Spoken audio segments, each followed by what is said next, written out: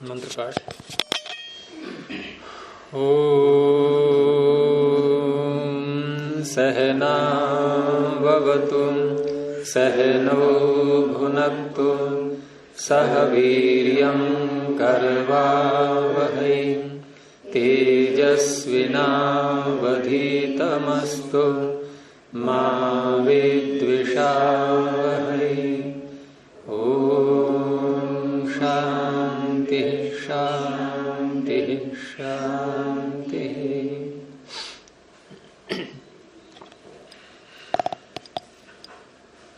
प्रथमावृत्ति की 16वीं कक्षा में आपका स्वागत है। कल वृद्धि के प्रकरण में औपगवः इस शब्द को सिद्ध किया था। तो यहां औपगवः में गुण किससे हुआ है, कौन बताएंगे? किससे हुआ? और गुण। तो और गुण का क्या अर्थ होगा?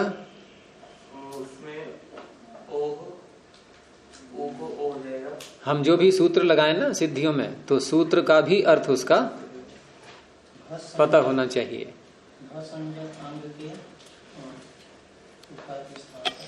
हैं? अंग के उकार के स्थान पर गुण होता है। कब? तद्धित के परे। भसंज्ञक अंग। भसंज्ञा किसकी होती है अर्चना? हैं? फिर दोबारा बोलना। यकार आदि हाँ स्वादि प्रत्ययों के परे रहते हैं। हाँ पूर्व की भसंज्ञा होती है। तो एक शब्द रह गया इसमें, सर्वनाम स्थान भिन्न। क्योंकि इसको यदि हम हटा देंगे ना इस विशेषण को, तो औ जस अम औट, सु तो नहीं, सु तो न यकार आदि है ना आजादी है, लेकिन इन चार के परे रहते भी भसंज्ञा होने लगेगी। और भसंज्ञा यदि इन चार के परे रहते भी हो जाए तो क्या समस्या आ सकती है? तुम बताओ। राजन शब्द में क्या समस्या आएगी? फिर राजन के रूप से लाएंगे तो यदि औ जस अम औट इनके परे रहते भी यदि भ संज्ञा होने लगे, अर्थात यजिभम सूत्र में असर्वनाम स्थाने की अनुवृत्ति न लाएं, तो राजन शब्द के रूप बनाने में क्या बनना चाहिए? फिर द्वितीया के इसमें प्रथमा के द्विवचन में या बहुवचन में, जो द्वितीया के बहुवचन में बनता है क्या बनता है? वहां राज्य। और प्रथमा का बहुवचन में क्या बनता है? राजानः। अंतर आया कि नहीं? तो क्यों आया अंतर? ये किस संज्ञा के कारण से अंतर आ रहा है? भसंज्ञा के कारण से। तो भसंज्ञा होने से क्या हो गया है राज्य में, जो राजाना में नहीं हुआ?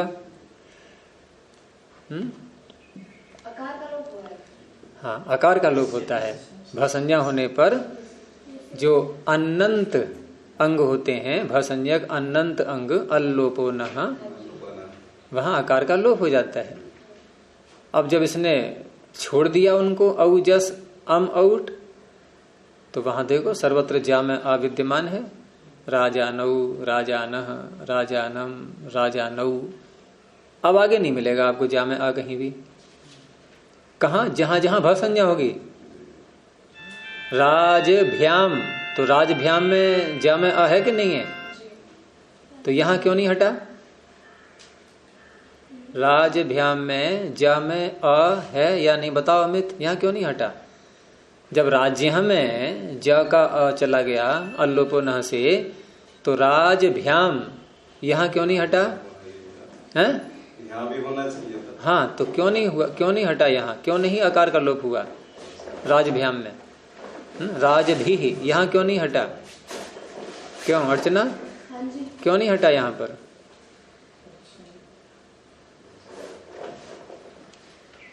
यहाँ हटना चाहिए कि नहीं? कौन बताएंगे सब में से? सभी को छूट है। पहली बात अल्लोपाना है ना, हैं? अल्लोपाना ये सूत्र क्या? अल्लोपनासी कह रहा हूं मैं, क्यों नहीं हटा?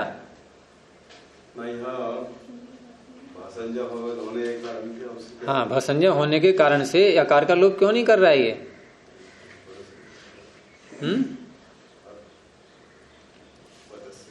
भसंजय सूत्र कौन करता है? क्या अर्थ है फिर बोलना एक बार? कैसे प्रत्यय पकड़ता है ये? तो ये भ्याम यकारा दिया क्या जादी है? व्यर्थ नहीं जो है। अरे हला दिया ये तो। जहां आजादी है वहां देख लो कहीं भी। इनकी छटनी वैसे पीछे करा दी थी मैंने, आप लोग नहीं आए थे उस समय प्रारंभ में, जब ये कक्षा शुरू हुई थी व्याकरण की, उन दिनों में ये पीछे आ चुका था विषय। ये जो 21 प्रत्यय होते हैं इनके 3 भाग करते हैं हम। आप फिर इसको नोट कर लो, ये बहुत समझना आवश्यक होता है। और ये समझ करके हम सारे शब्दों के रूप बड़ी सरलता से बना लेते हैं फिर। तो इन 21 प्रत्ययों के 3 भाग, उन 3 भागों में प्रथम भाग 5 प्रत्ययों का वो अलग है, उसे कहते हैं सर्वनाम स्थान।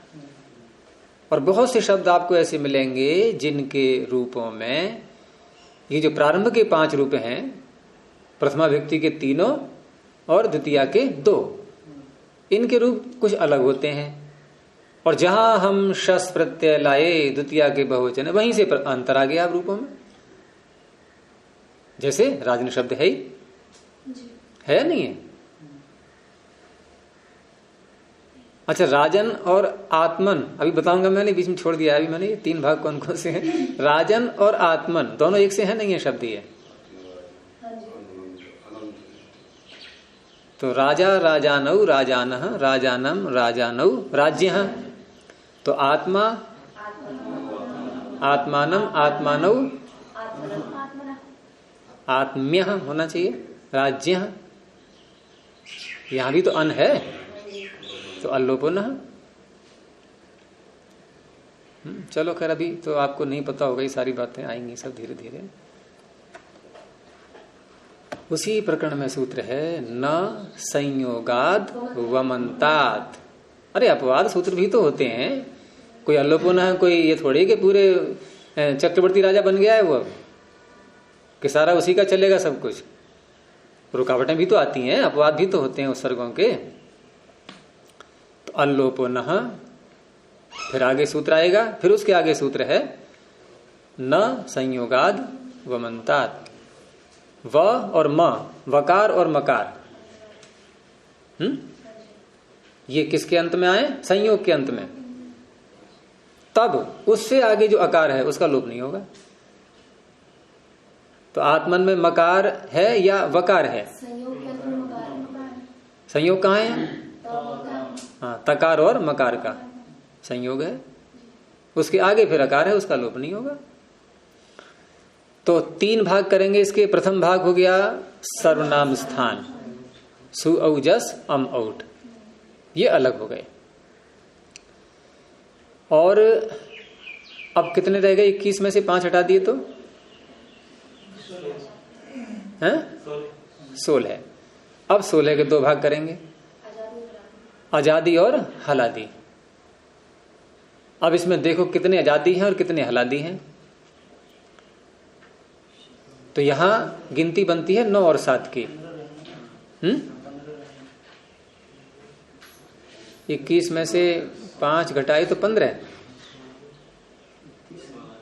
कोई नया फॉर्मूला गणित का क्या आ गया क्या? 7 आजादी है। हाँ, शेष बचे। उल्टा हो गया। आजादी 9 है, हलादी 7 है। देखो हलादी बहुत प्रसिद्ध हैं, 3 भ्याम, 2 भ्यस, 1 भिस और 1 सुख, बस कहीं भी नहीं है। और 3 भ्याम इकट्ठे आ ही रहे हैं द्विवचन में सारे। 2 भ्यास हैं, पंचमी का और चतुर्थी का बहुवचन, तृतीया का बहुवचन भिस। अब इन 5 में 6 में आप देखो, इन 6 में सब में भकार ही भकार है। भ्याम भ्याम भ्याम भ्यस भ्यस और भेस सब में भकार आ गया, और एक सुप है वो अलग है, सप्तमी का बहुवचन, और शेष रह गए 9। ये आजादी है। अनुबंध हटा करके देखते हैं, हो गए ना। तो इस तरह तुम्हारी क्या समस्या नहीं सुलझ पाई? वो 21 की और 16 की नहीं, वो सुलझ गई। अच्छा, उसके बाद में देखिए ना, संज्ञा हटा हैं?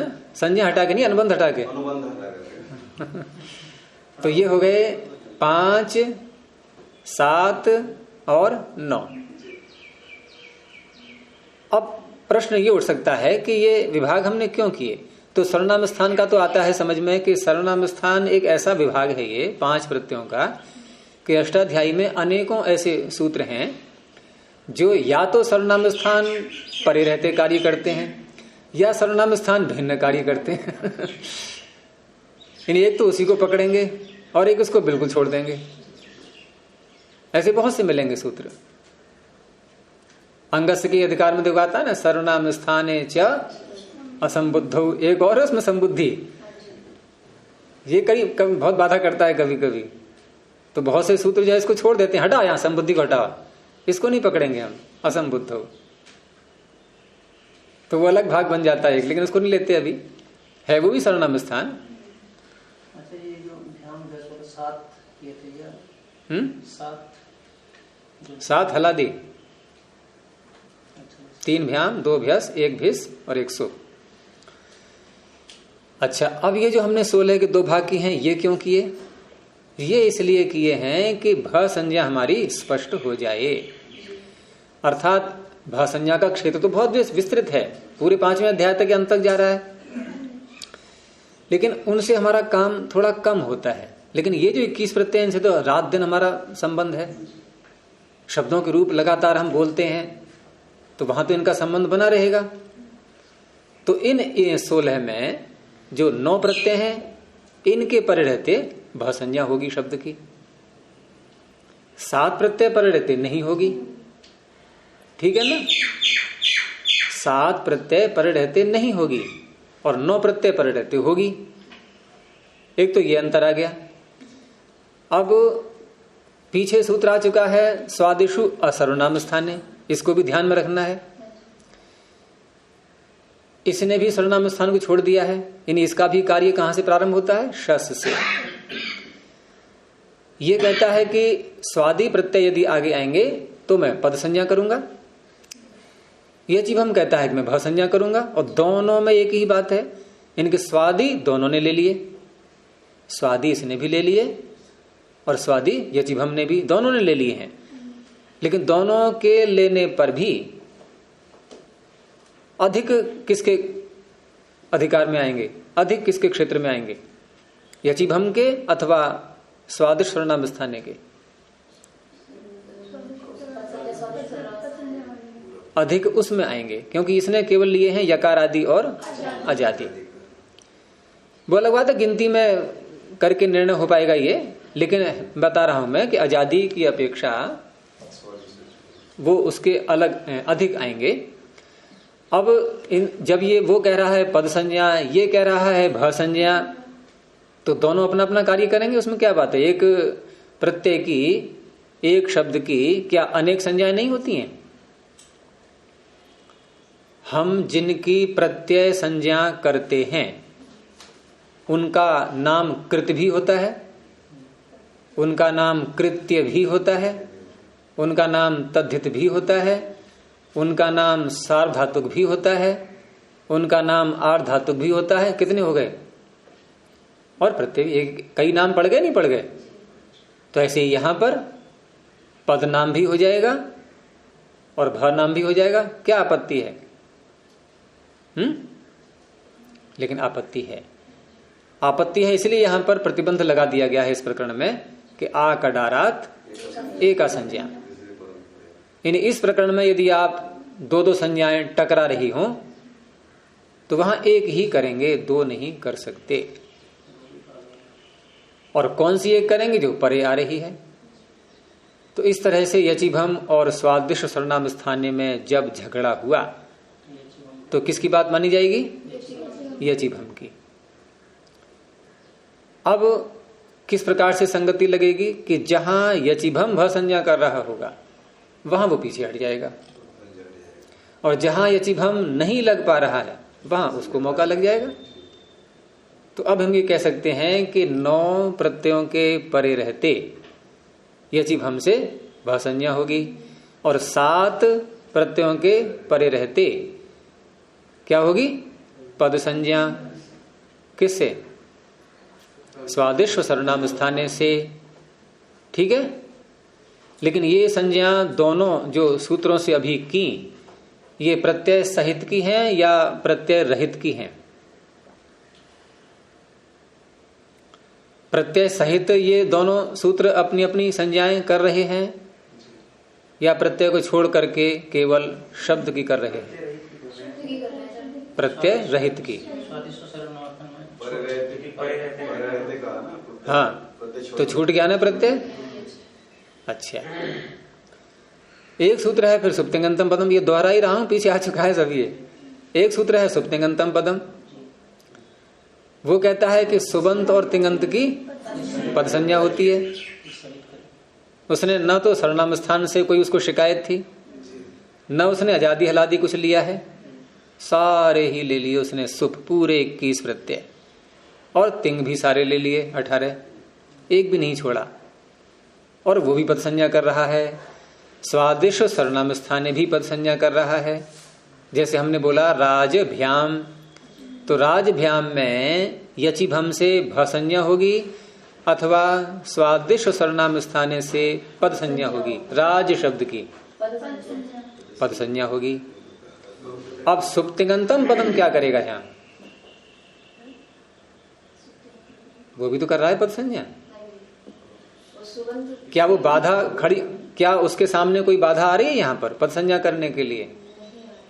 क्योंकि क्षेत्र अलग अलग है, वो प्रत्यय सहित की करता है, तो कोई झगड़ा है नहीं आपस में।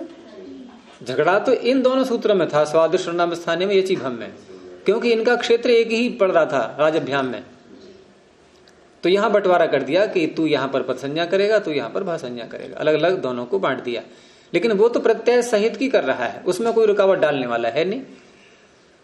तो राजभ्याम में जब प्रश्न करें कि इसमें कितने पद हैं, तो कितने बनेंगे? 2, एक राज और एक राजभ्याम। समझ में आ गया? अब यद्यपि राजभ्याम पद बना करके हम कोई कार्य तो नहीं कर रहे विशेष, हाँ वहां ले सकते हैं। जैसे भ्यस में ले लिया हमने, भ्यस में क्या बनता है? राजभ्यः, ठीक है, या राजभी, इनको ले लो, वहां ज्यादा समझ में आएगा। तो राज और भ्यस, राजभ्यः शब्द बना हुआ है। तो यहां कितने पद हैं? 2। राज अलग पद है, राजभ्यः अलग पद है। अब दोनों का प्रयोजन, राज जो पद है इसमें पद का कार्य कौन सा हुआ? नलोपः प्रातिपदिकान्तस्य। और राजभ्यः ये जो पद है इसमें पद का कार्य कौन सा हुआ?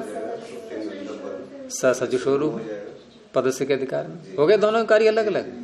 अगर यहां ये दोनों पृथक पृथक पद न होते तो पद संज्ञा के दोनों कार्य संपन्न हो पाते, इसलिए ये सारे विभाग किए गए हैं।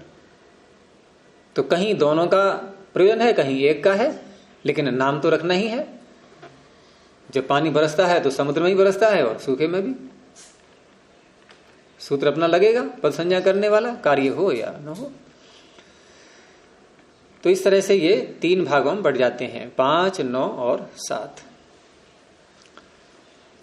अब यहां आगे औपगवः बनाने के बाद औपमन्यवः भी ऐसे ही बनेगा, ये कल बताया था। केवल एक अण प्रत्यय करने वाले सूत्र में अंतर आएगा। जैसे औपगवः में अण प्रत्यय किससे किया था? तस्यापत्यम सूत्र से। कहां से आ रहा था अण? प्राग्दिव्यतोण से। लेकिन यहां औपमन्यवः में ये शब्द विदादी गण में पढ़ा है पाणिनि ने। गणपाठ एक अलग है इनकी पुस्तक, 5 पुस्तकें हैं इनकी, 5 उपदेश, अष्टाध्यायी, धातु पाठ, उणादिकोश, गणपाठ और लिंगानुशासन। तो गणपाठ में गण पढ़े हुए हैं, समूह शब्दों के, उसी में है एक विदादि गण, और सूत्र इसका आता है अनृष्यानंतरीये विदादिभ्यों। तो यहां विदादि गण में आने के कारण से इस सूत्र से तस्यापत्यम की अनुवृत्ति आ रही है। तो अर्थ हो जाएगा विदादि प्रातिपदिकों से, षष्ठी समर्थों से अपत्य अर्थ में आय प्रत्यय होता है। तो ये अण का अपवाद हो गया। यद्यपि शेष अ ही बचेगा, अण करें या आय करें, वृद्धि में भी अंतर नहीं आएगा, क्योंकि वृद्धि करने वाला सूत्र तदिते श्वचामादेह, ये कहाँ करता है वृद्धि? ङित णित तद्धित प्रत्यय परिणते। तो ङित भी आ गए उसमें, णित भी आ गए। आय करेंगे तो ङित होने से वृद्धि हो गई, अण करेंगे तो णित होने से वृद्धि हो गई। वृद्धि दोनों स्थानों पे हो जाएगी। किसको मान के बाद वाले को हैं? किसको मान के करेंगे? किसमें? आय मान के करेंगे। औपमन्यवाह में, औपमन्यवाह में ङित को मान करके और औपगम में णित को मान करके। अंतर आएगा केवल स्वर में, क्योंकि यकार जब ङित होता है तो नित्यादिर नित्यम से वह शब्द आद्युदात रहता है, वहां अंतर आएगा बस। चलिए आगे। अब अगला शब्द है ऐतिकायनः। तो ऐतिकायन में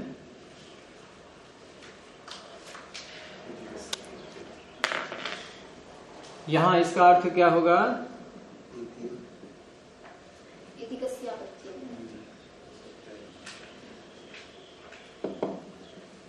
ऐतिकायनः। इतिक, इतिक शब्द, इतिक किसी का नाम हो गया। अब यहां एक चीज और समझ लो पहले इससे, कि यहां प्रकरण चल रहा है अपत्य का, है? अपत्य का, लेकिन अभी तक ये नहीं समझा हमने कि अपत्य कहते किसको हैं, किसे कहते हैं? आप सब बता दोगे किसे कहते हैं? संतान को। लेकिन ये तो आपने दे दिया उत्तर, पाणिनि के मुख से कहलवाओ। अर्थात अपत्य भी एक संज्ञा है, अपत्य भी एक संज्ञा है। ये यूं ही नहीं है कि जैसे हमने वृद्धि बोला वहां भी संज्ञा है, ये भी एक संज्ञा है और इसका संज्ञा सूत्र है। तो संज्ञा सूत्र देख लो खोल करके, वहीं पर जहां ये तस्यापत्यम आया हुआ है उसी से पहले वाले कॉलम में, अर्थात तीसरे कॉलम में अपत्यम पौत्र प्रभृति गोत्रम मिल गया।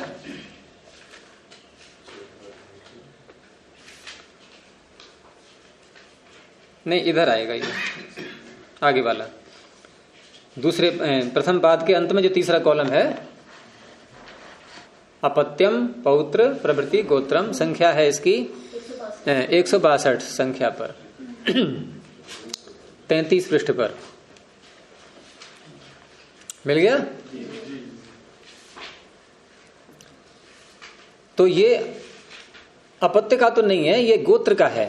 तो गोत्र का होने पर भी यहां जो अपत्य शब्द पढ़ा है पाणिनि ने, अब क्योंकि अपत्य अर्थ एक संतान के रूप में है और संतान तो एक क्रम चलता है, जैसे किसी मनुष्य की कोई संतान, फिर उसकी संतान, फिर उसकी संतान, तो क्रम चल रहा है लगातार। लेकिन लगातार जब क्रम चल रहा होता है तो हम पुत्र को तो पुत्र कह देते हैं, और जब पुत्र का भी पुत्र होता है तो क्या कहते हैं? पौत्र। और उसका भी पुत्र हो जाए तो है प्रपौत्र लगा दो। लेकिन यहां ऐसे नहीं लगाते शब्द, यहां एक नया नाम उसका देते हैं, क्योंकि यहां आपने यदि प्रपौत्र लगा दिया तो प्रपौत्र का जो पुत्र है अब क्या कहोगे? तो आप कहोगे कहां तक प्र जोड़ते जाएं अभी। तो ऐसा शब्द एक दे दिया पाणिनि ने कि केवल उसी का प्रयोग करना है, और चाहे कितने ही आगे बढ़ जाओ फिर। कितनी ही पीढ़ी आगे पहुंच जाओ शब्द वही रहेगा। वो कौन सा शब्द है? गोत्र। तो इसलिए पौत्र शब्द के आगे उन्होंने लगा दिया प्रभृति। प्रभृति किसे कहते हैं? आदि। ये गण जैसे होते हैं ना, वहां पर भी प्रभृति शब्द का प्रयोग करते हैं पाणिनि। तिष्ठद्गु प्रभृति नीच।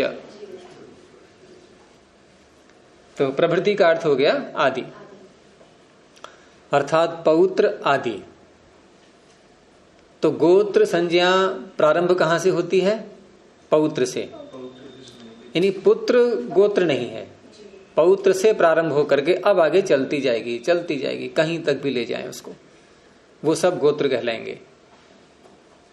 अब दो भाग बन गए अपत्य के। है पौत्र भी संतान, लेकिन दो भाग बन गए अब अपत्य के। एक अपत्य ऐसा है जिसे कहेंगे हम अनंतरापत्य, अर्थात केवल पुत्र, ये हो गया अनंतरापत्य। और आगे जितने भी आएंगे अब उन्हें कहेंगे गोत्रापत्य। अपत्य दोनों स्थानों पर जोड़ेंगे, अनंतरापत्य, गोत्रापत्य। तो गोत्रापत्य पौत्र से प्रारंभ होगा। जैसे हम अपने पिता के कौन है? अनंतरापत्य। हम अपने बाबा के कौन है? गोत्रापत्य। पर बाबा के भी गोत्रापत्य। अब पीछे कितना ही बोल जाओ, सबके गोत्रापत्य। तो गोत्र किसी नाम से बोलते हैं, फिर प्राय करके पूछते हैं ना कि आपका गोत्र कौन सा है, तो क्या अर्थ है इसका? क्या अर्थ हुआ इसका, गोत्र कौन सा है का? क्या उत्तर देंगे हम? यानी हम अपनी पिछली पीढ़ियों में से किसी का नाम बोलेंगे, और उन नामों में पिता नहीं आ सकता। पिता का नाम यदि लेना है तो हमारा पुत्र ले सकता है, वो है, वो कह सकता है कि हम उनके गोत्र के हैं। तो ये शब्द फिर प्रसिद्ध हो जाते हैं। कोई मान लो किसी पीढ़ियों में कोई व्यक्ति ज्यादा प्रसिद्ध हो गया है किसी कारण से, विद्वत्ता से या अन्य किसी कारण से, या राजा बना या कुछ भी हुआ, या ऋषि बना, तो उसका नाम फिर आगे चल पड़ता है, तो उसी गोत्र को बोलते रहते हैं। ठीक है ना? हो सकता है कालांतर में कोई और ज्यादा महत्वपूर्ण आ जाए व्यक्ति, तो उसके नाम से जैसे संवत चल पड़ती हैं अलग अलग नामों से, ऐसे ही गोत्र भी चल पड़ते हैं। तो ये कहलाता है गोत्र, गोत्रापत्य। तो यहां जो सूत्र आएंगे तस्यापत्यम के अधिकार में, जो अपत्य अर्थ को कहने के लिए प्रत्यय करेंगे, उनमें मुख्य सूत्र तो ये हो ही गया, तस्यापत्यम अण प्रत्यय करने वाला। तो इनमें जो सूत्र आएंगे वो कुछ अनंतरापत्य में करेंगे, और कुछ गोत्रापत्य में करेंगे, और कुछ दोनों में करेंगे। जैसे तस्यापत्यम, इसने न तो अनंतरापत्य कहा न गोत्रापत्य कहा, यह सामान्य सूत्र हो गया। लेकिन यदि कोई सूत्र आगे आए और वो कहे कि नहीं गोत्रापत्य में तो ये प्रत्यय होगा, तो अब हम उसे कहेंगे कि ये तस्यापत्यम का अपवाद हो गया। तो उन्हीं सूत्रों में से है ये एक सूत्र, अनृष्यानंतर ये विदादिभ्यो, ये विदादियों से नहीं, ये तो इसी में आ गया। ये अभी बात चली हमारी ऐतिकायन की। तो यहां जो इतिक शब्द से हम प्रत्यय करेंगे आगे चल करके, ये गोत्रापत्य में आना है यहां प्रत्यय। तो ऐतिकायन का अर्थ अब क्या बना, इसलिए मैंने पहले अर्थ नहीं खोला था इसका। अब क्या अर्थ करेंगे इसका? जैसे औपगवः का अर्थ क्या बोला था? उपगु की संतान। अब यहां संतान पुत्र भी हो सकता है, पौत्र भी हो सकता है, लेकिन ऐतिकायन का अर्थ क्या होगा? इतिक का गोत्रापत्य, अर्थात इतिक का पुत्र नहीं है ये। अब जैसे औपगवः में स्पष्ट हो गया कि वह उपगु का पुत्र था, लेकिन ऐतिकायन में ये स्पष्ट है कि ये इतिक का पुत्र नहीं है। इतिक के पुत्र का पुत्र या उसका पुत्र या उसका पुत्र आगे कहीं भी हो सकता है। संदेश आ रहा है समझ में? इतिक का पुत्र को तो क्या है तुम्हारा गोत्र? कौशिक। तो ये कितनी पीढ़ी पहले हुए थे ये नहीं पता, नहीं चलता है पता। बहुत पीढ़ी निकल जाए तो कहाँ चलेगा पता। गोत्रापत्यम बोलेंगे अब। नहीं, इतिकस्य अपत्यम क्या होगा? इतिकस्य पत्यम, अनंतर पद। वहां ऐतिक हो जाएगा, अण कर लो सामान्य रूप से वैसे। लेकिन यहाँ क्यों गोत्रापत्य में लाना है इसको? क्योंकि अण का तो दिखा चुके उदाहरण है ये, इनको उदाहरण बदलने हैं ना थोड़े थोड़े अब, तो उदाहरण बदलने के लिए एक यहाँ गोत्रापत्य का भी दिखा रहे हैं। तो गोत्रापत्य में ये तस्यापत्यम की प्राप्ति तो होगी, लेकिन इसका अपवाद आगे आ जाएगा। तो इसलिए अब यहां पर विग्रह क्या करेंगे, जिसको लौकिक विग्रह कहते हैं, इतिकस्य गोत्रापत्यम। ठीक है, ये इस तरह से यहां पर इसका विग्रह हो जाएगा, ये लौकिक विग्रह। अब अलौकिक विग्रह वो उसी शैली से आएगा। तो इतिक आगे नस, क्योंकि जो यहां पर विभक्ति लाते हैं विग्रह करते समय वही विभक्ति यहां रखते हैं। और यहां अपत्य, और ये प्रथमा का है इसलिए सु आ गया। गोत्रापत्य लिखेंगे? नहीं, यहां नहीं। तो इतिक ngस अपत्य सु। अब यहां सर्वत्र ऐसे करके दिखाते नहीं है, जब आगे हम बढ़ जाएंगे धीरे धीरे धीरे, तो ये केवल इतना हमारे मस्तिष्क में रहता है बस। क्योंकि जब ये स्पष्ट हो चुका है कि हमेशा प्रत्यय प्रथम से ही होना है, तो इसी को रख देते हैं बस, इसको लाते ही नहीं है फिर बाद में। लेकिन पता रहना चाहिए कि शैली यही है, जब किसी को समझाएंगे हम प्रारंभ में तो ऐसे ही बताएंगे। अब यहां वही प्रक्रिया सारी, तो कैसे प्रारंभ करेंगे? यहां पर हमारे सामने है इतिक ngस और अपत्य सु। तो सबसे पहले तो हम ये देखेंगे कि हमें करना क्या है, ये हमें पता रहना चाहिए कि हमें ये करना है, इस अर्थ में प्रत्यय लाना है। और यही पता लग गया गोत्रापत्य अर्थ में लाना है, तो इसलिए हम तस्यापत्यम के अधिकार में तो जाएंगे ही, है तस्य अपत्यम, उसका अपत्य, इस अर्थ में हम प्रत्यय ढूंढेंगे। अब वहीं इसी के सूत्र के प्रकरण में तस्यापत्यम के आगे बोलो एको गोत्रे। अब यहां ये नियम बताने के लिए, यद्यपि यहां इस सूत्र की आवश्यकता नहीं है, लेकिन ये बताता है कि यदि कहीं पर हमें गोत्र में प्रत्यय करना हो तो इतिक का कौन सी पीढ़ी वाला, कोई भी हो सकता है। फिर अन्य पीढ़ी आई तो कहा नहीं, पर प्रत्यय वही रहेगा, एको गोत्रे, एक ही प्रत्यय होता है गोत्र में। ऐसा नहीं कि प्रत्यय से फिर प्रत्यय करें, यानी ऐतिकायना से फिर करें। जैसे ऐतिकायना मान लो हमने चौथी पीढ़ी का ले लिया कि इतिक की चौथी पीढ़ी की संतान, अब ये संतान आ गया, अब इसका एक पुत्र पैदा हुआ, तो अब तो यही होना चाहिए ना कि ऐतिकायन से अपत्यम। तो ऐतिकायन से अपत्यम फिर प्रत्यय करें क्या? तो कहा नहीं, एको गोत्रे। कहां तक करेंगे प्रत्यय से?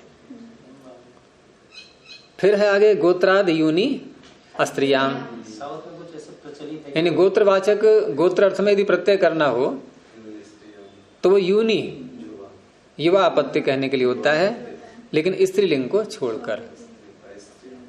यानी कि बेटियों में ये परंपरा नहीं रही है प्रारंभ से ही, वहां ये प्रत्यय नहीं करेगा सूत्रीय। और आगे है फिर अत इये, यहां से प्रारंभ हुआ ये।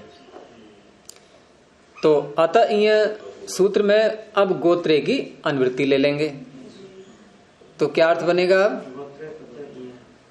अकारांत न्यंताबंत प्रातिपदिक से षष्ठी समर्थ से, किस अर्थ में? गोत्रापत्य अर्थ में ये प्रत्यय होता है। हो गया ना अर्थ? समझ में आ गया ये अर्थ क्यों बन गया? गोत्रे की अनुवृत्ति आ रही है, तस्यापत्यम की आ रही है, न्याप प्रातिपदिकात की आ रही है, ये तो आ ही रहे हैं सब है? और अतः सूत्र में कही दिया कि कैसा हमें लेना है प्रातिपदिक। तो न्यंताबंत तो यहां घटेगा नहीं, वैसे भी जब अकारांत शब्द ही बोल दिया तो न्याप का अधिकार आने पर भी वो संगति नहीं लगेगी। तो केवल अकारांत षष्ठी समर्थ प्रातिपदिक से गोत्रापत्य अर्थ में ईय प्रत्यय होता है। अब इस सूत्र को लें तो यहां इतिक शब्द अकारांत है कि नहीं? तो कर सकते हैं इससे? नहीं, लेकिन इसका भी अपवाद बैठा हुआ है। आप दशरथ में लगा सकते हो इसको, क्योंकि दशरथ का अपवाद है नहीं कोई, तो क्या बनता है? दाशरथी। किसे कहेंगे? राम को, लक्ष्मण को, किसी को भी कह सकते हैं, लेकिन राम में ज्यादा चलता है वो। गोत्र की वृत्ति आती है। गोत्र की वृत्ति अतई में आएगी। अतई में दशरथ के गोत्र से करेंगे तो आ जाएगी।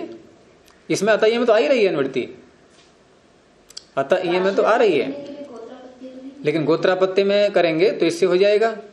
लेकिन क्योंकि यहां पर आगे गोत्र शब्द एक और आ रहा है, तो कुछ व्याख्याकारों ने इसको अतईय को गोत्र से हटा करके भी अर्थ कर लेते हैं, क्योंकि आगे सूत्र आ रहा है ये 98 संख्या पर, तो वहां गोत्रे कुंजा दिव्यश्च हैं, यहां गोत्र शब्द ये आ गया है। हमारा जो सूत्र यहां आने वाला है यह है नडादिभ्य फक। अब क्योंकि ये शब्द नडादिगण में आ रहा है, इतिक शब्द पाणिनि ने, जैसे वहां पर पीछे विदादिगण में उपमन्यु शब्द पढ़ा हुआ था, ऐसे ही यहां पर नडादिगण में ये इतिक शब्द को इन्होंने पढ़ा हुआ है। तो नडादिभ्य फक का अर्थ क्या बन जाएगा? नडादिभ्य षष्ठी समर्थेभ्य प्रातिपदिकेभ्य गोत्रापत्ये फक प्रत्ययो भवति। क्या बोला मैंने? रीना बोलना दोबारा, हिंदी में बोलो। नडादिभ्य फक का अर्थ क्या हुआ? पुस्तक खुली है, सूत्र है सामने? नहीं, सूत्र को सामने रखा करो। 31 पृष्ठ है, 99 संख्या पर है सूत्र। तो नडादिभ्य कौन सी विभक्ति है? पंचमी का बहुवचन। और पंचमी का अर्थ क्या होता है? से उत्तर, से परे। तो नडादियों से परे, नडादियों से उत्तर। और नडादि कैसे होने चाहिए? तो तस्यापत्यम में जो तस्य और अपत्यम दोनों शब्द आ रहे हैं, तो तस्य कहने से हम यहां षष्ठ्यंत लेंगे। अब षष्ठी विभक्ति के साथ में, तो ये षष्ठी लगी हुई है यहां पर, तो षष्ठी समर्थ है, षष्ठी विभक्ति से जुड़े हुए नडादि प्रातिपदिकों से फक प्रत्यय होगा गोत्रापत्य अर्थ में। तो इस सूत्र से फक प्रत्यय आएगा। और समर्थानाम प्रथमाद्वा के नियम के अनुसार हम केवल इससे ही लाएंगे, इससे नहीं लाएंगे। तो यहां आ गया अब इतिक और नस और आगे फक। अब अगला कार्य क्या होगा? रेखा, अगला कार्य क्या है? अंग। अंग संज्ञा होगी, ठीक है, लेकिन उससे पहले कुछ और कार्य भी हैं। सबसे पहले हम क्या करते हैं? जब कहीं बैठते हैं, कहीं मान लो बैठना है हमें कुर्सी पर नीचे, तो क्या करते हैं सबसे पहले? हैं? झाड़ पोंछ करते हैं? नहीं, कहीं गंदा तो नहीं है स्थान, सफाई करते हैं नहीं पहले? तो यहां पहले सफाई करो ना, क्या क्या हटाना है इनमें से?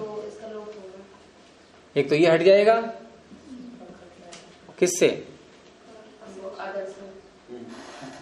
वो तो संज्ञा सूत्र है, विधि सूत्र, लोप करने वाला। लेकिन लोप करने से पहले इत संज्ञा, हलंत्यम, ये तो बहुत सामान्य सी बातें हो गई पीछे की, अब हैं इन्हीं में उलझते रहोगे।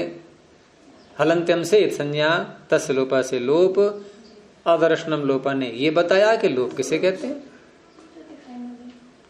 अब ये जो पूरा शब्द है ये प्रत्यय कैसा है? तद्धित। तद्धित होने से ये पूरा शब्द कैसा हो गया? तद्धितांत। और तद्धितांत होने से प्रातिपदिक। ये सब भूल गए पीछे का? तद्धितांत होने से प्रातिपदिक नाम हो गया पूरे का। और प्रातिपदिक के अंदर सुप रहते नहीं, सुपो धातु प्रातिपदिकयो हो, धातु और प्रातिपदिक के अंतर्गत जितने भी सुप आएंगे उनका लुक हो जाता है। और लुक किसे कहते हैं? प्रत्यय से लुक शुलु लुपः, प्रत्यय के आदर्शन का ये नाम है। तो इसका आदर्शन करना होगा। तो कितने सुप हैं इसमें? एक। ये है केवल, ये हट गया। अब रह गया इतिक फ। अब करेंगे अंग संज्ञा। अब झाड़ पहुंच हो गई सब, जो बचा खुचा है वही मिला, इतना मिला हमें। अब इसमें अगला कार्य चलेगा। तो इतिक शब्द की अब अंग संज्ञा। सूत्र क्या है? यस्मात् प्रत्यय विधि तदादि प्रत्ययंगम। अब अंगस्य के अधिकार में जा सकते हैं। तो अंगस्य के अधिकार में जाकर के यहां हमें दो कार्य करने हैं और दोनों कार्य अंगस्य के हैं, बल्कि दो नहीं 3 करने हैं। और तीनों कार्य अंगस्य के अधिकार में चलते रहेंगे। ठीक है? कौन कौन से 3 कार्य हैं अंगस्य के अधिकार में, कोई बताएगा? और अंग वाला कार्य बताओ। अरे भसंज्ञा वाला भी अंग वाला ही है, ऐसे क्यों नहीं बोलते? भ जो है अंग के अंतर्गत ही आएगा भस्य भी। यानी भस्य यदि हमने ले लिया सूत्र तो अंगस तो ले ही लिया, वो भी अंग का ही कार्य है। और फ को आयन करना है, ये भी अंगस्य के अधिकार में है। 3 नहीं है तो 3 कार्य होने हैं। तो प्रारंभ कहां से करेंगे? तो प्रारंभ वहां से करते हैं जहां कोई हम प्रत्यय इत्यादि लाते हैं और उसमें कोई परिवर्तन करना होता है, उसको पहले कर लेते हैं। तो इस तरह से फ को जो है यहां पर हमें आयन ये करना है। और ये सूत्र हम पीछे लगा भी चुके हैं शालिया में। तो 7वें अध्याय का दूसरा सूत्र, और उसमें 5 वर्ण हैं। उन 5 के स्थान पर 5 ही आदेश हैं। तो आयन, एय, ईन, ईय, ईय। और जिनके स्थान में होने हैं ये फ, ढ, ख, छ, घ। और ये भी कहां होने चाहिए? आदि। आदि में, आदि नाम, प्रत्ययादि नाम, प्रत्यय के आदि में हो, प्रारंभ में। ये सूत्र सदा प्रारंभ में ही लगता है, प्रत्यय के प्रारंभ में होने चाहिए फ, ढ, ख, छ, घ। तो फ यहां पर आ गया पहला वाला। तो आदेश में पहला वाला कौन सा है? आयन। तो फ के फकार के स्थान में हो गया आयन। और फ में अ भी है तो वो इस न में ही जोड़ देंगे हम। वैसे हल है ये आयन, लेकिन इसका आकार इसमें आ गया तो आयन। ठीक है? ये पहला कार्य अंगस्य का, अंगस्य के अधिकार का पूरा हुआ। अगर इसको हम बाद में करके गुरुजी तो कोई शर्त है कि इसको पहले ही हम कर लेते? ऐसा होता है, ये कुछ अंतरंग विधियां कहलाती हैं, कुछ बहिरंग विधियां कहलाती हैं। तो बहिरंग विधियां थोड़ा इनको निपटा लेते हैं पहले। हमें घर में निश्चिंता से अपना कोई अध्ययन करना है तो भाई और काम निपटा लो, जो जरूरी है उनको पहले कर लो। बाहर के अध्ययन एक अंतरंग कार्य हो गया अपना। फिर एक वो भी आता है सिद्धम बहिरंगम अंतरंगे। ये कई नियम है अलग अलग व्याकरण के। तो ये थोड़ा बहिरंग हो गया, प्रत्यय का वाला कार्य। क्योंकि ये हमें अंग यहाँ इसको लेना है, ये तो अंग नहीं था ना, ये अंग से बाहर का कार्य था। ये ठीक है, अंग संबंधी तो है ये, क्योंकि यहाँ जो हम इन सूत्रों की व्याख्या करते हैं, युवर्णा को या आयन ये नहीं है, दोनों की व्याख्या, या झोंता ले लो, ये आप कैसे करोगे व्याख्या इनकी? अंग से के अधिकार में है ये, लेकिन अंग तो नहीं है ये। अंग आप किसको कहेंगे? इतिक और फक दोनों को किसे कहेंगे? इसको क्यों नहीं कहेंगे? इसे क्यों नहीं कहेंगे अंग? प्रत्यय परे रहते, प्रत्यय छोड़ना पड़ेगा हमें, एक प्रत्यय कम से कम, एक प्रत्यय कम से कम।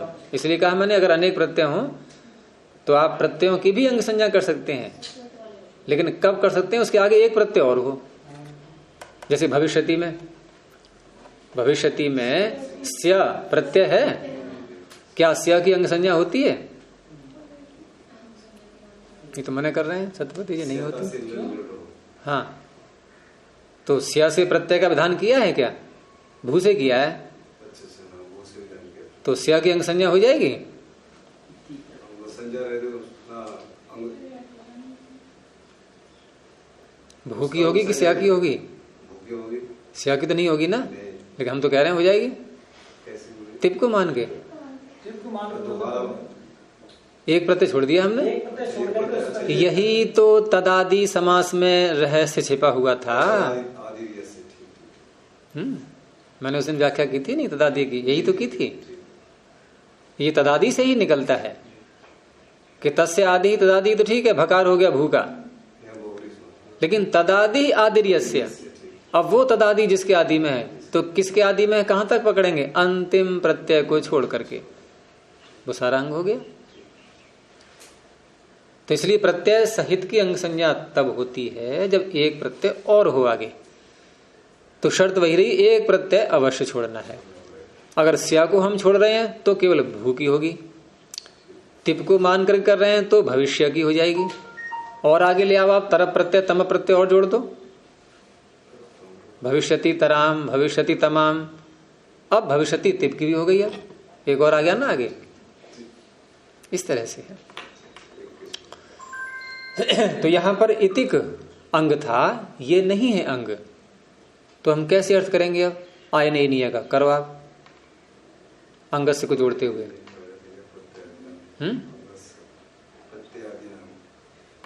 फढ़ खच घाम जो षष्ठी, हाँ, अंग संबंधी शब्द वहां पर जोड़ेंगे कि अंग संबंधी नाम प्रत्ययादि नाम फढ़ ख छ घ इत्येतेषां स्थाने आयन एय ईन ईय इय इत्येते आदेशाः यथा संख्यम भवन्ति।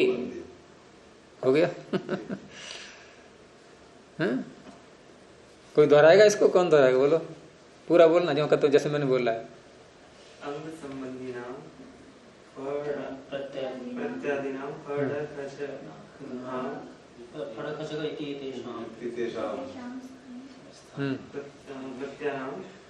नहीं, प्रत्यय नहीं बोलेंगे यहाँ, प्रत्यादि नाम तो बोल दिया पहले।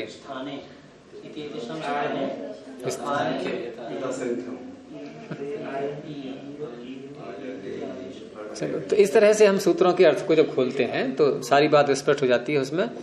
तो इस तरह से फकार को आयन आदेश हो चुका। अब यहां ये जो फक प्रत्यय था, ये फक प्रत्यय कैसा है? कित कैसा है? जब भी प्रश्न हो तो तुरंत उसका धर्म देखते हैं हम, और वो अनुबंध के कारण से ज्यादा नाम पड़ जाता है उसका। ये कैसा है? कित। और नाम क्या है इसका फक का? तद्धित। तद्धित नाम है। तो ये सब बातें इसमें भी आएंगी। अब ये तद्धित भी है, ये कित भी है, जैसा ये है वैसा ये है। स्थानीय बता देशो नल विधु। अब यहां जब वैसा ही है ये, तो कित तद्धित कित प्रत्यय जब परे होता है तो अजंत अंग को, वो अचो में जो आदि अच है उसको, अंग के अचो में आदि अच है उसको वृद्धि होती है। अब सूत्र निकाल लो, 7वें अध्याय के दूसरे पाद का अंतिम सूत्र। 7वें अध्याय के दूसरे पाद का अंतिम सूत्र, छोटा सा सूत्र है।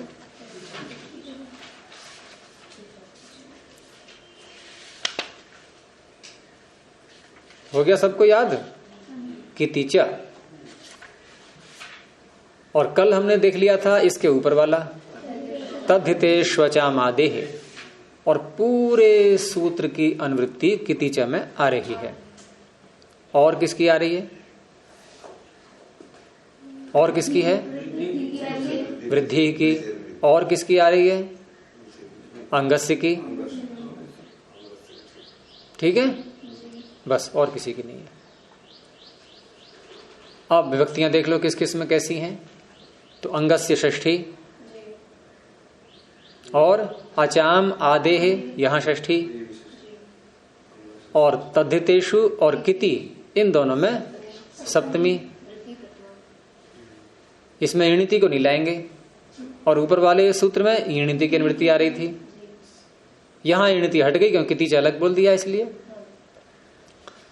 तो अब अर्थ बन जाएगा कि अंगस्य है, अंगस्य अचाम आदेह स्थाने, अंग के अचों में आदि अच के स्थान में, अंगस्य अचाम आदेह स्थाने।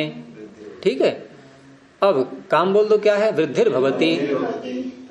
अब शर्त बाद में बोला करते हैं,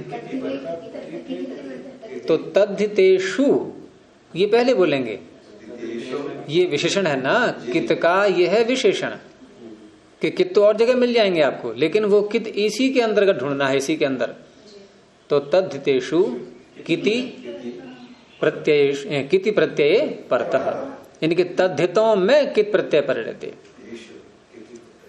ये इसका अर्थ हो गया। तो अंग क्या है, इतिक, इसमें कितने अच हैं, 3। आदि अच क्या है, ई, इसको वृद्धि होगी।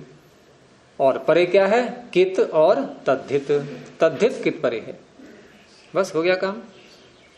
अब ये सूत्र बता देगा वृद्धिरादेश की वृद्धि किसे कहते हैं, यहां काम इसका पड़ेगा। तो तीनों आ गए, आ आई औ। अब स्थानांतरतम यहां लगा करके हम सदृशतम ढूंढेंगे। तो यहां ई का स्थान है तालु, तो वृद्धि में क्या आ गया, आई। तो इस तरह से बन गया ये अयतिक। ठीक है, अब पहुंच जाओ भाव संज्ञा में।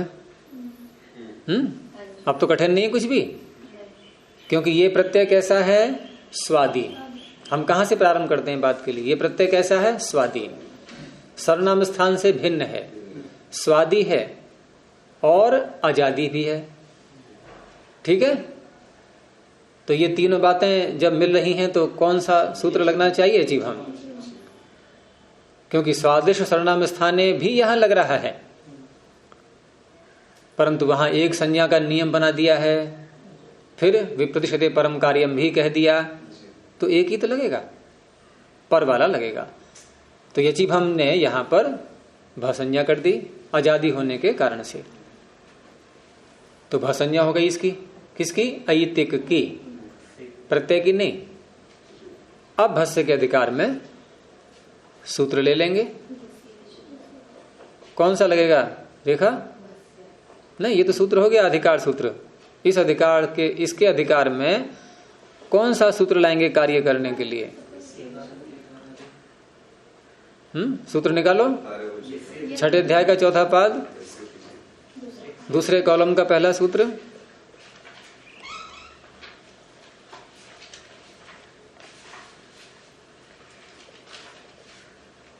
मिल गया। छठे अध्याय का चौथा पाद और पृष्ठ 70, दूसरे कॉलम में पहला ही सूत्र है यस्येति च, और भस्य आ गया इधर पहले कॉलम में 129 संख्या पर। और ये भस्य कहां तक जाता है, इसी पाद के अंत तक, 175 तक। नहीं मिला, पृष्ठ संख्या बोल दी फिर भी समझ में नहीं आया। 70 पृष्ठ पर तो यस्येति च ये 148 संख्या पर, और भस्य आ गया 129 पर। अर्थात ये जो भस्य के आगे सूत्र प्रारंभ हो रहे हैं, पादः पत यहां से लेकर के और 175 पाद के अंत तक, ये सारे सूत्र भ संज्ञा होने के बाद अपना कार्य करते हैं। तो भ संज्ञा करने के बाद यहां सूत्र आया यस्येति च, यस्येति च, यस्य इति च। पीछे से अनुवृत्ति आ रही है लोपह की और तद्धितेह की। लोपह कहां से आ रहा है, इसी के पीछे है ढे, ढे लोपह, अकद्रवाह, ढे लोपह, तो लोपह यहां से आ गया। और नस तद्धिते 144 पर, ये यहां से आ रहा है। अब यस्य में षष्ठी, लोपह प्रथमा, इधर ये तद्धिते में सप्तमी, उधर सूत्र में इति ये सप्तमी, और अंगस्य भस्य पीछे से षष्ठी के आ रहे हैं। तो अंगस्य भस्य यस्य इनका संबंध अलग जोड़ लेंगे, सब षष्ठी के हो गए ना ये। और यस्य का अर्थ बता ही दिया था पीछे, एकार और अकार। तो भ संज्ञकस्य अंगस्य इकारस्य अकारस्य च। अब जो कार्य करना है वो बोल दो, लोपो भवति। अब उसकी शर्त तद्धिते परतः इति च परतः। ये ई अलग है और तद्धित अलग है, यानी कि तद्धित के अंतर्गत ई नहीं देखेंगे, इसीलिए च लगाया है ये।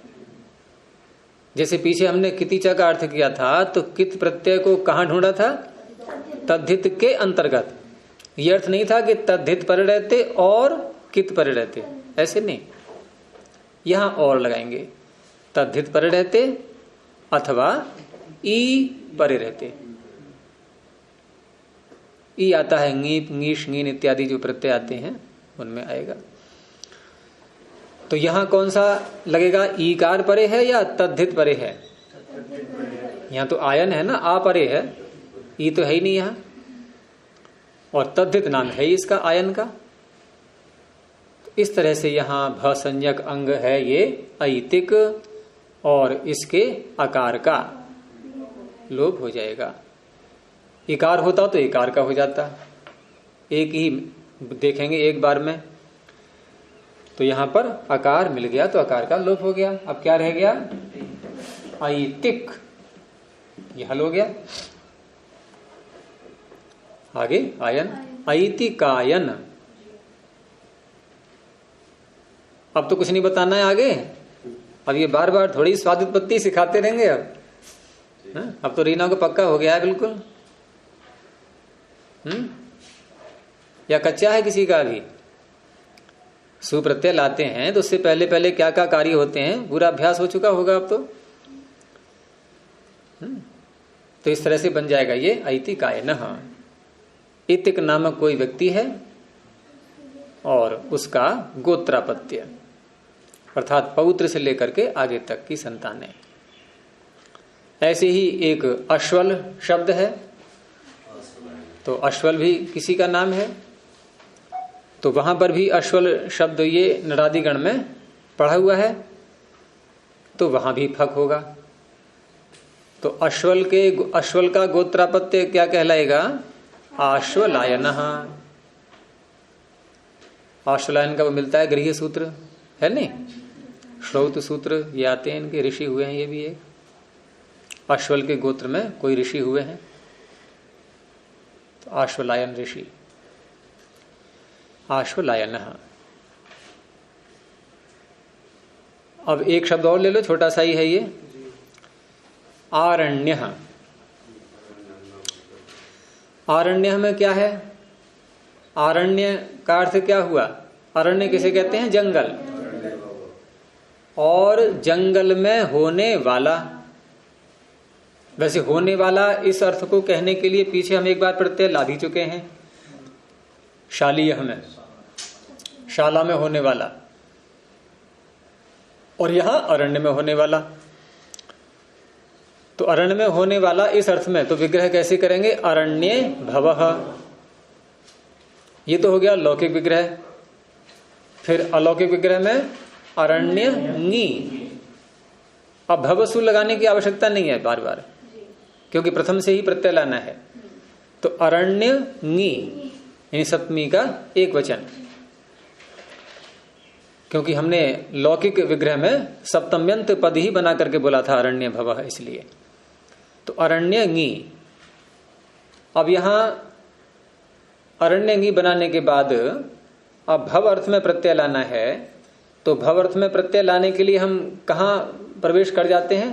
तत्र भवः के अधिकार में। लेकिन तत्र भवः सूत्र ये उत्सर्ग सूत्र है,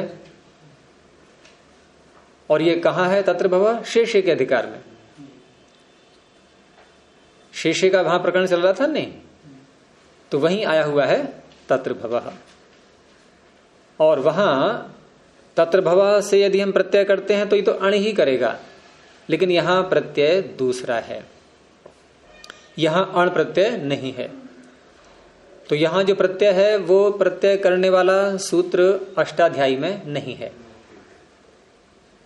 तो कुछ कार्य हम ऐसे हैं जिनको जो सूत्रों से नहीं किए गए हैं, तो उनके कुछ वार्तिक और बनाए गए हैं, और वार्तिक बनाए हैं महर्षि कात्यायन ने। बहुत हैं वार्तिक इनके, लगभग 6000। सूत्र तो केवल 4000 हैं। और महाभाष्य में ये सब आए हुए हैं। महाभाष्य में पतंजलि ने कात्यायन के वार्तिकों को भी ले लिया और पाणिनि के सूत्रों को भी ले लिया। तो उन्हीं वार्तिकों में से एक वार्तिक है अरण्यार्णो वक्तव्य। अरण्य शब्द से भव अर्थ में अण प्रत्यय होता है, और तत्र भवः कौन सा कर रहा था? अण। यदि हम अण के दोनों वर्णों को पलट दें तो क्या बन जाएगा? क्या बनेगा? अण। इसको उलट दो, है ना, अणा बन गया। अणा में अ जोड़ दो, यानी अ को आगे लिखो, अणा को पहले, अणकार को पहले। तो अंतर तो कुछ भी नहीं आया, चाहे अण करो या अणा करो। अण करेंगे तो हलंत्यम से अणकार हटके क्या बचेगा? अ। और अणा करेंगे तो चुटू बैठा हुआ है तैयार। चुटू कहता है प्रत्यय के आदि में यदि अणकार आ गया तो मैं हटाऊंगा, हलंत्यम कहता है अंत में आ गया तो मैं हटाऊंगा, तो वो तो बचा ही नहीं। फिर भी चाहे णकार हम प्रारंभ में बोले या अंत में बोले, उसको जाना ही है। तो बचा क्या फिर? अ ही तो बचेगा। हैं? कुछ काम होगा तो बिना काम के तो होता ही नहीं कुछ भी। नहीं तो वार्तिक कार ने वार्तिक बनाई क्यों था? आवश्यकता ही क्या थी? सूत्र याद है? नहीं, टिड्ढाणे क्या है बोलो?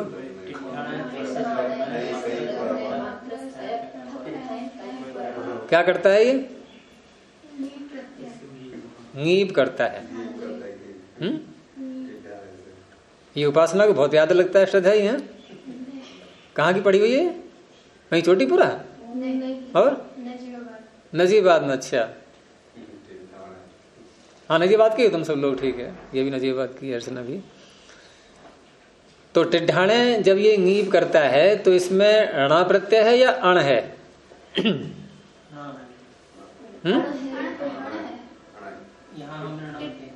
नहीं, टिड्ढाणे में कौन सा है? टिट ढ अण आयन, अण है उसमें।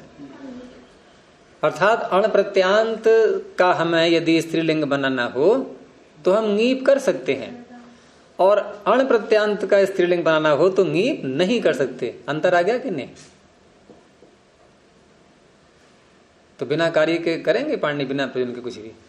तो इस तरह से यहां पर ये अण प्रत्यय है, ये बचेगा वही। यहां कोई प्रक्रिया में अंतर नहीं आएगा। तो अरण्य से अण प्रत्यय किया, अणकार हट गया और रह गया। उसके बाद फिर अंग संज्ञा, वही कार्य है सब। अंग संज्ञा करके अंगस्य के अधिकार में अब वृद्धि किससे करेंगे यहां पर? क्योंकि दो ही सूत्र हैं वृद्धि के, तथिते स्वचामादे और कितिच। तो कौन सा लगाएंगे दोनों में से? हाँ, क्योंकि इसमें अणिते की अनुवृत्ति आ रही है। ये तो अरणित प्रत्यय पर रहते ये वृद्धि करेगा। तो आदि अच को वृद्धि अ को हो गया आ, क्योंकि आई और अ तो आ नहीं सकते यहां। और फिर भसंज्ञा भी होगी। अब भसंज्ञा होती है स्वादि परे रहते, और स्वादि की गिनती हो रही है अष्टाध्यायी में। तो ये स्वादियों में वार्तिक का अण प्रत्यय आ गया। ये तो बाहर का आ गया ना। ये स्वादियों में कहाँ है? तो वार्तिकों की स्थिति जिस सूत्र से संबद्ध वार्तिक होते हैं उनकी लोकेशन वही मानी जाती है। अब क्योंकि यहां भव अर्थ से संबद्ध है ये वार्तिक, तो भव अर्थ का प्रकरण जहां अष्टाध्यायी में आया हुआ है ये वार्तिक भी वही माना जाएगा। इसलिए ये अणा प्रत्यय भी स्वादि में आ गया। इसलिए अरण्य की भ संज्ञा हो गई और भ संज्ञा होकर के यस्य तीचा से आकार का लोप हो जाएगा, तो आरण्य इस तरह से बनेगा ये। तो अब तक हमने भागः से लेकर के और आरण्य तक जितने उदाहरण देखे, ये सारे उदाहरण सुबंतों के थे। अब कल को जो पाठ चलेगा उसमें तिङंत का उदाहरण आएगा, यानी कि धातु के रूप की हम सिद्धि करेंगे। अब तक ये सुबंतों के थे उदाहरण। और एक धातु को यदि हम ठीक प्रकार से वहां समझ लें, जैसे अचैषित आना है कल, तो बहुत कुछ आगे आपकी बुद्धि खुल जाएगी। आगे बहुत विस्तार से फिर हम समझ सकते हैं उसके लिए। और ये लुंग लकार का रूप आएगा अचैषित, वहां इसको देखेंगे। तो आज का पाठ यहीं रोकते हैं। प्रणव ध्वनि। ओ